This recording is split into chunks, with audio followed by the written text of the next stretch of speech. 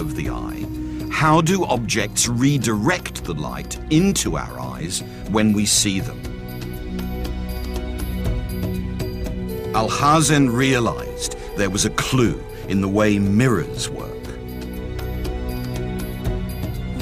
Mirrors obviously reflect light, and by studying those patterns of reflection very closely, Alhazen was able to confirm the idea that the angle at which a ray hits the mirror is the same as the angle at which it's reflected. There's a symmetry there.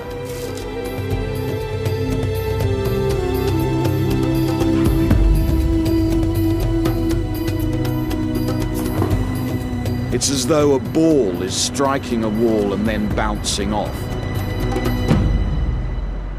So there's a relationship between the idea of a light ray as a straight line and this fundamental understanding of the basic geometry of the law of reflection.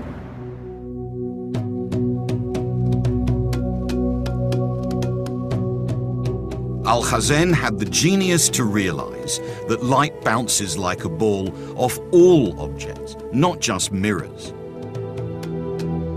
He'd worked out the precise mathematical laws of light's most important properties, reflection and refraction. Laws on which everything depends, from spectacles to space telescopes. 12 years after locking Alhazen away, the Caliph died. Alhazen was freed.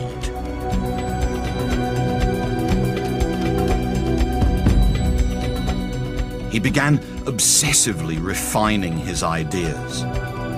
His 7-volume work became the fundamental text on light and vision, insights which made the entire modern science of optics possible. Light was transformed. Governed by mathematical rules and laws, light was leaving the abstract world and entering the real one.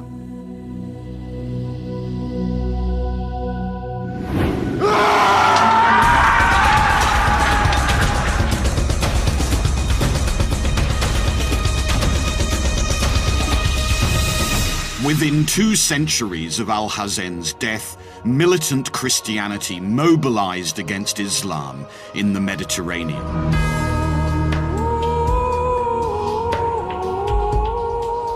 The Holy Catholic Church, determined to demonstrate its divine authority, seized on the work of the great Islamic scholars and used Alhazen's breakthroughs to further a Christian knowledge of light.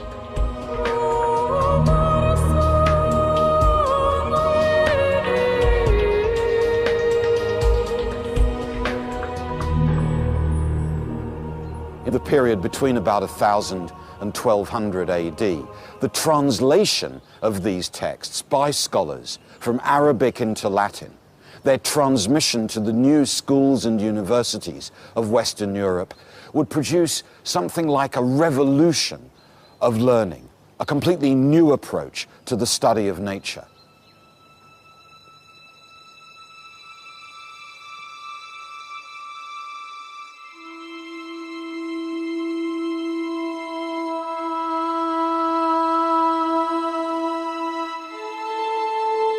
But the Christian Church's interest in light wasn't simply to improve its grasp of nature, rather to use it as an instrument to both control and inspire its flock. Mastering light became absolutely central to this project. For medieval Christianity, there was an extraordinarily strong relationship between light and divinity. Light was the first substance to appear in the world. God had said, "Let there be light."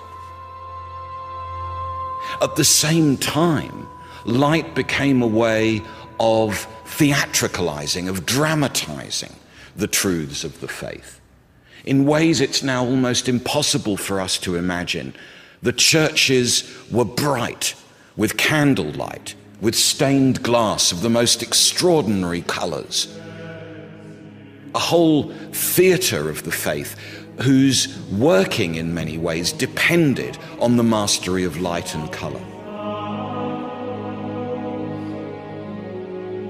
As the Christian scholars investigated colour and how to make it, what they found would become the central theme of one of the most vicious controversies in the history of the Church. The story begins with Roger Bacon, a 13th century Franciscan friar. Bacon, more or less for the first time in the West, really studied the work of Alhazen, the great Islamic authority on optics. Bacon learnt from Alhazen the structure of the eye, how light and vision happen, the way light bends, and began to study the effect of glass on light, on colours.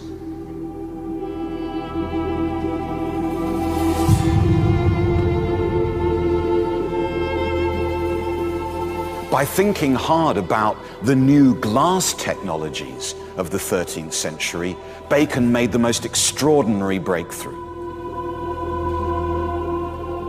He began to see the ways in which curved glasses could change the figure, the shape, and the size of objects that we looked at.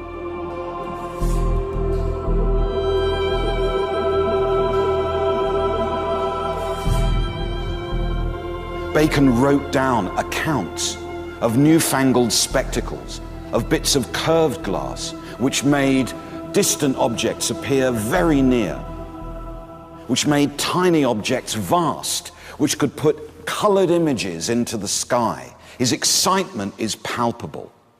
The newfangled spectacles that would correct the problems of vision, Bacon was enchanted by these things. A new universe of light, of glass, of colour opened before him.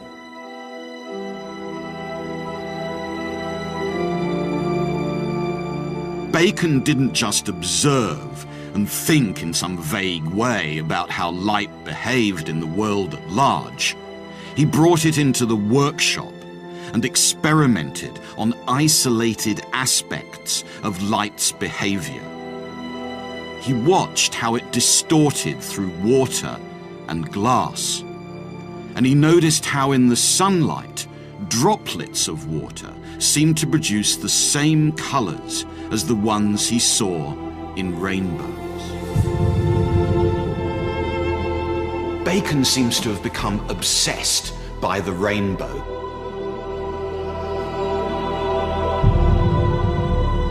But it was an obsession that was bordering on heresy.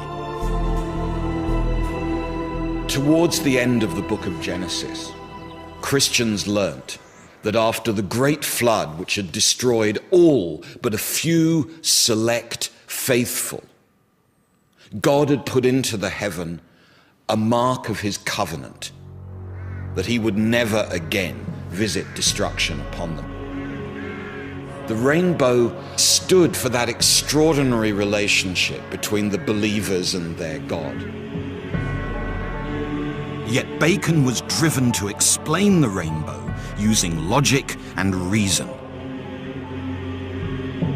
Its colours were a puzzle, a challenge to his wit, and he could make them experimentally here on Earth.